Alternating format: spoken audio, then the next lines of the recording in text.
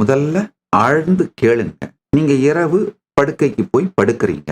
கனவுல ஒரு மிகப்பெரிய உலகத்தை உருவாக்கி அதுல பல நபர்களையும் பாப்புலேட் பண்ணி ஒரு பாப்புலேஷனை கிரியேட் பண்ணி அவங்கள எல்லாரையும் வேற வேற ரோல் பிளே பண்ண வச்சு பல பொருட்களை உருவாக்கி அந்த நபர்களை பொருட்களை எல்லாம் ஒரு ஒரு ரோல் பிளே பண்ண வச்சு ஒரு விளையாட்டுகளை நடத்தி அதையெல்லாம் பார்த்து அனுபவிச்சு எல்லாம் பண்ணிட்டு காலையில எந்திரிச்ச உடனே எல்லாம் உங்களுக்குள்ளேயே ஒடுங்கிடுது. ஒடுக்கிக்கிட்டு எந்திரிச்சிடுறீங்க. இப்போ இது மொத்தத்தையும் வேற யாராவது உங்களுக்குள்ள செஞ்சாங்களா? கட்டாயம் கிடையாது.